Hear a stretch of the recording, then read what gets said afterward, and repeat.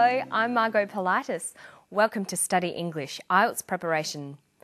Today we're going to listen to a weather report. We're going to listen for numbers and practice saying and spelling them. Listen to the weather in Sydney. Good morning. It looks like being another glorious summer day in Sydney.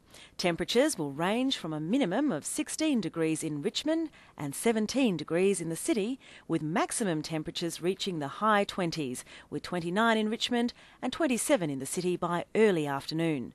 This summer promises to be the warmest since 1987.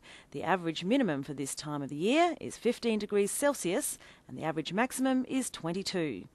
Humidity will be high again today, ranging from 80 to 90% across the metropolitan area and possibly for the next 5 or 6 days. Sunrise will be at 5:45 a.m. and the sun will set at 7:43 p.m. The next full moon will be on December the 9th. For those interested in fishing and surfing, windy conditions will prevail all day, with winds gusting from the southeast from 10 to 15 knots, then easing to 10 to 11 knots by late afternoon. Swells along all Sydney beaches will range from 1 to 1.5 metres.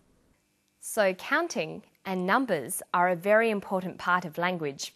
You need them to talk about how much things cost, what you earn, telephone numbers, visa cards, passports, addresses and dates. Being able to listen for and understand numbers is an important academic skill. There are some conventions you need to learn, and you'll need to do a lot of practice listening for and saying numbers. Let's get started. Listen to these pairs of numbers. 13, 30, 14, 40, 15, 50, 16, 60. Now you try these ones. 17, 70. 18, 80. 19, 90. They sound very similar. You'll need to listen carefully so that you don't get these mixed up. Temperatures will range from a minimum of 16 degrees in Richmond and 17 degrees in the city. Humidity will be high again today, ranging from 80 to 90% across the metropolitan area. The temperature in Richmond is 16 degrees Celsius. The humidity is 80 to 90%. Did you hear these numbers correctly?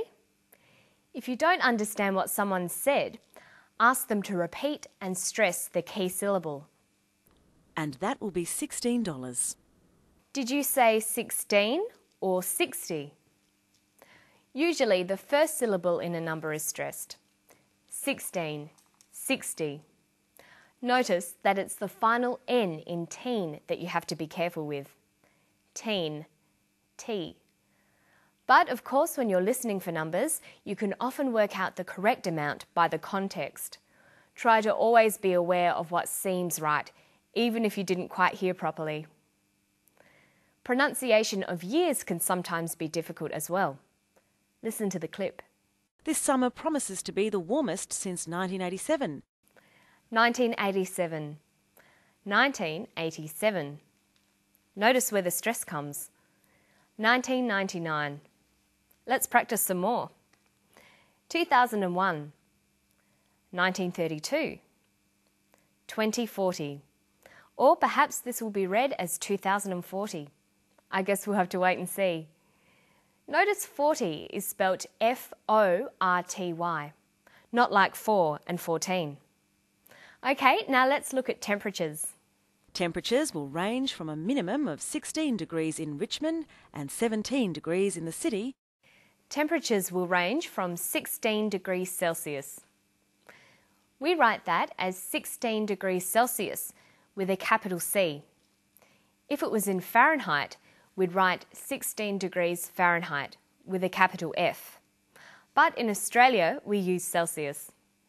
So when giving a temperature range, it's written 16 to 17 degrees Celsius or 16 to 17 degrees Celsius. These are both read out the same way. Notice that the 2 is unstressed.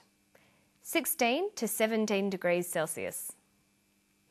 Now we're going to listen to a different weather report. Look at it written and see if you can work out what should be written in the blanks. Here is the weather report for Sydney today, Tuesday the 14th of November. The sun will rise at 5:15 and set at 6:45. The minimum temperature for metropolitan Sydney will be 13, rising to a maximum of 30 degrees Celsius. Humidity today promises to be high at 70 to 80%. Okay, let's have a look at that. The weather report for Sydney today, Tuesday the 14th of November. She said Tuesday the 14th of November. The sun will rise at 5:15 and set at 6:45. The minimum temperature for metropolitan Sydney will be 13, rising to a maximum of 30 degrees Celsius. Humidity today promises to be high, 70 to 80%. How did you go with that? Remember, pronouncing final consonants will help considerably in hearing and understanding numbers. This is very important so that listeners understand what you say.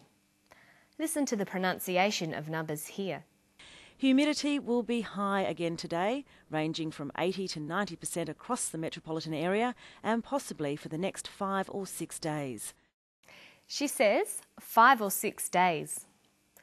By linking final consonants with the first vowels of the following word, your speech will sound more natural.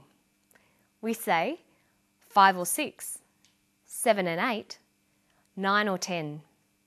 Okay, now let's listen for some times. Sunrise will be at 5:45 a.m.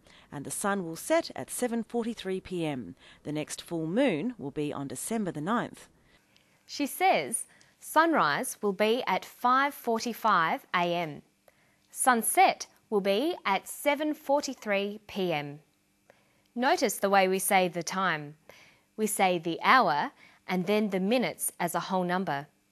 And we add AM for morning, PM for afternoon. 5:45 AM, 7:43 PM. But there are a number of different ways of saying the quarter hours. We have 7 AM or 7 o'clock, 7:15 or 7:15, 7:45 or 7:45, 7:30, 7:30. Now let's listen to some more of the weather report. For those interested in fishing and surfing, windy conditions will prevail all day with winds gusting from the southeast from 10 to 15 knots, then easing to 10 to 11 knots by late afternoon. Notice that she says, for those interested in fishing and swimming. Interested here is a past participle, but it's used as an adjective. English verbs have two sorts of participles, present and past. So the regular verb to interest has interesting, interested. Bore, boring, bored. Tire, tiring, tired. Excite, exciting, excited. When we want to say how we feel about something, we can use the past participle. I am interested in science. I am bored with reading. I felt tired after that walk. But when we're describing the qualities of a person or thing, we use the present participle. Science is interesting. A good way to remember these is to make sure you always write a table with the past and present participles together. You'll notice that the present participle usually ends in ing and the past participle ends in ed. But of course there are always irregular verbs to watch out for as well. And that's all for Study English today. Hope you keep practicing those interesting participles. They should keep you interested. See you next time. Bye-bye.